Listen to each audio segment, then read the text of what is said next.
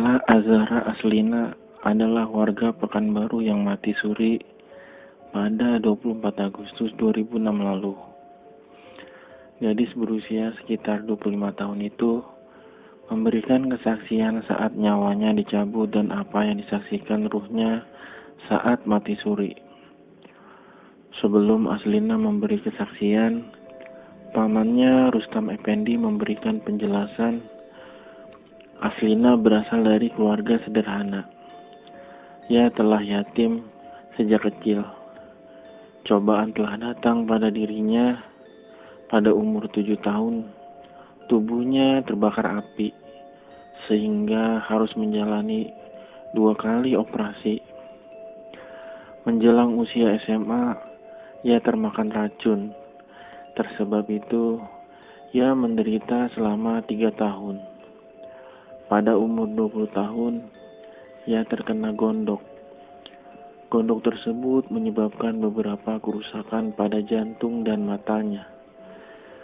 Karena penyakit gondok itu, maka Jumat 24 Agustus 2006, Aslina menjalani check up atas gondoknya di rumah sakit di Jakarta. Setelah itu, hasil pemeriksaan menyatakan penyakitnya di ambang batas sehingga belum bisa dioperasi.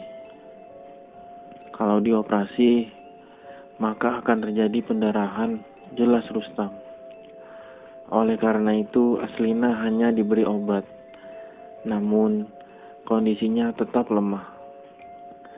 Malamnya, Aslina gelisah luar biasa. Dan terpaksa pamannya membawa Aslina kembali ke Jakarta. Sekitar pukul 12 malam itu, ia dimasukkan ke UGD. Saat itu detak jantungnya dan napasnya sesak.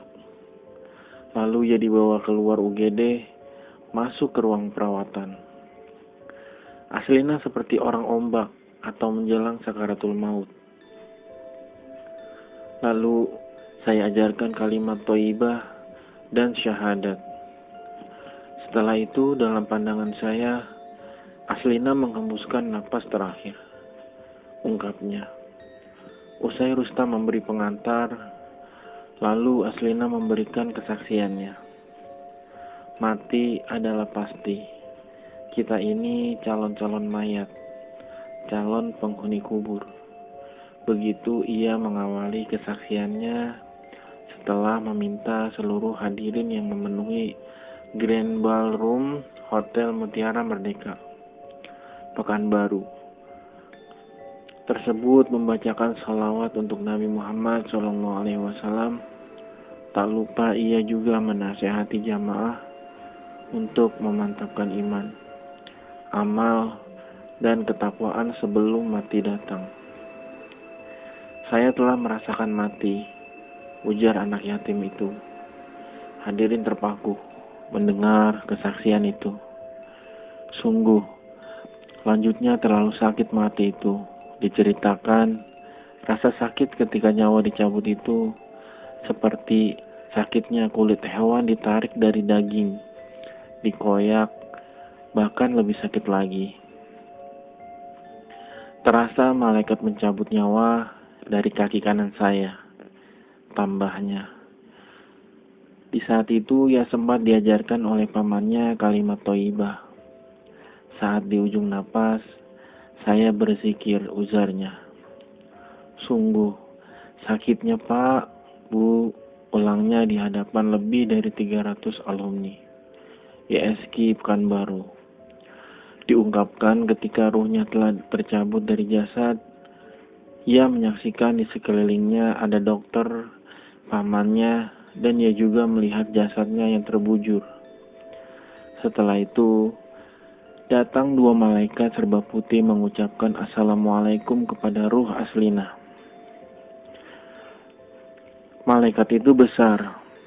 Kalau memanggil, jantung rasanya mau copot, gemetar, ujar Aslina. Menceritakan pengalaman matinya. Lalu malaikat itu bertanya, siapa Tuhanmu? Apa agamamu? Di mana kiblatmu? Dan siapa nama orang tuamu? Ru Aslina menjawab semua pertanyaan itu dengan lancar. Lalu ia dibawa ke alam barzah. Tak ada teman kecuali amal. Tambah Aslina yang minggu malam itu berpakaian serba hijau. Seperti pengakuan pamannya, Aslina bukan seorang pendakwah. Tapi malam itu ia tampil memberikan kesaksian bagaikan seorang mubalighah. Di alam barzah, ia melihat seseorang ditemani oleh sosok yang mukanya berkudis, badan berbulu, dan mengeluarkan bau busuk. Mungkin sosok itu adalah amal buruk dari orang tersebut. Kemudian Aslina melanjutkan, "Bapak, Ibu, ingatlah mati." Sekali lagi ia mengajak hadirin untuk bertaubat dan beramal sebelum ajal menjemput. Di alam barzah ia melanjutkan kesaksiannya. Ruh Aslina dipimpin oleh 2 orang malaikat. Saat itu ia ingin sekali berjumpa dengan ayahnya. Lalu ia memanggil malaikat itu dengan, "Ayah, wahai ayah, bisakah saya bertemu dengan ayah saya?" tanyanya. Lalu muncullah satu sosok. Ruh Aslina tak mengenal sosok yang berusia antara 17 sampai 20 tahun itu. Sebab ayahnya meninggal saat berusia 65 tahun. Ternyata memang benar. Sosok muda itu adalah ayahnya. Ruh Aslina mengucapkan salam ke ayahnya dan berkata, "Wahai ayah, janji saya telah sampai." Mendengar itu, saya menangis. Lalu ayahnya berkata kepada Aslina, "Pulanglah ke rumah, kasihan adik-adikmu." Ruh Aslina pun menjawab, "Saya tak bisa pulang, karena janji telah sampai." Usai menceritakan dialog itu, Aslina mengingatkan kembali kepada hadirin bahwa alam barzah, akhirat, surga dan neraka itu betul ada. Akhirat adalah kekal, ujarnya bak seorang pendakwah. Setelah dialog antara Ruh Aslina dan ayahnya tersebut menunduk. Lalu 2 malaikat memimpinnya kembali. Ia bertemu dengan perempuan yang beramal soleh yang mukanya bercahaya dan wangi. Lalu Ruh Aslina dibawa kursi yang empuk dan didudukan di kursi tersebut. Di sebelahnya terdapat seorang perempuan yang menutup aurat, wajahnya cantik. Ruh Aslina bertanya kepada perempuan itu, "Siapa kamu?" Lalu perempuan itu menjawab, "Akulah amal kamu." Selanjutnya ia dibawa bersama 2 malaikat dan amalnya berjalan menelusuri lorong waktu melihat penderitaan manusia yang disiksa. Di sana ia melihat seorang laki-laki yang memikul besi yang sangat berat.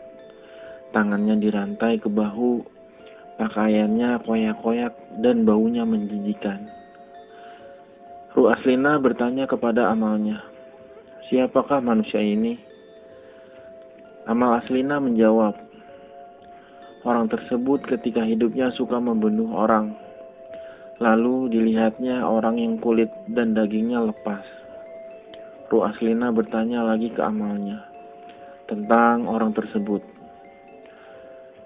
Amalnya pun menjawab, "Orang tersebut mengatakan bahwa orang itu adalah orang yang tidak pernah sholat." Selanjutnya, tampak pula oleh Ruh Aslina manusia yang dihujamkan besi ke tubuhnya. Ternyata orang itu adalah manusia yang suka berzina.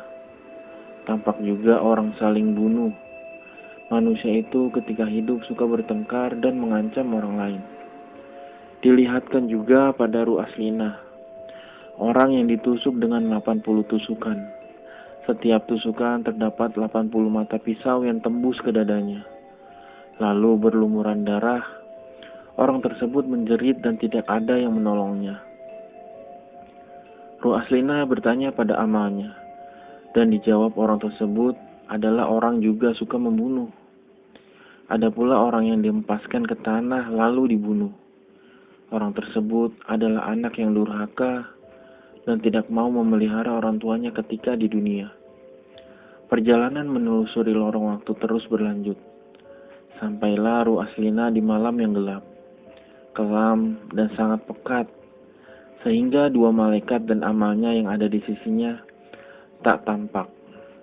Tiba-tiba muncul orang yang mengucap, Subhanallah, Alhamdulillah, dan Allahu Akbar. Tiba-tiba ada yang mengalungkan sesuatu di lehernya. Kalungan itu ternyata tasbih yang memiliki biji 99 butir. Perjalanan berlanjut. Dia nampak tepak tembaga yang sisi-sisinya mengeluarkan cahaya. Di belakang tepak itu terdapat gambar Ka'bah. Di dalam tepak terdapat batangan emas. Ruh Aslina bertanya pada amalnya tentang tepak itu. Amalnya menjawab, tepak tersebut adalah husnul khotimah. Husnul khotimah secara literal berarti akhir yang baik, yakni keadaan di manusia pada akhir hayatnya dalam keadaan berbuat baik. Selanjutnya Ruh Aslina mendengarkan azan seperti azan di Mekah. Ia pun mengatakan kepada amalnya, saya mau sholat. Lalu dua malaikat yang memimpinnya melepaskan tangan Ruh Aslina. Saya pun bertayamum. Saya sholat seperti orang-orang di dunia. Sholat, ungkap Aslina. Selanjutnya ia kembali dipimpin untuk melihat Masjid Nabawi. Lalu diperlihatkan pula kepada Ruh Aslina makam Nabi Muhammad SAW. Di makam tersebut batang-batangan emas dalam tepak. Husnul khotimah itu mengeluarkan cahaya terang. Berikutnya ia melihat cahaya seperti matahari, tapi agak kecil. Cahaya itu pun bicara kepada Ruh Aslina. Tolong kau sampaikan kepada umat untuk bersujud di hadapan Allah. Selanjutnya, Ruh Aslina menyaksikan miliaran manusia dari berbagai abad berkumpul di satu lapangan yang sangat luas. Ruh Aslina hanya berjarak sekitar 5 meter dari kumpulan manusia itu. Kumpulan manusia itu berkata, cepatlah kiamat, aku tak tahan lagi di sini ya Allah. Manusia-manusia itu juga memohon, tolong kembalikan aku ke dunia. Aku mau beramal. Begitulah di antara cerita Aslina terhadap apa yang dilihat ruhnya saat ia mati suri dalam kesaksiannya.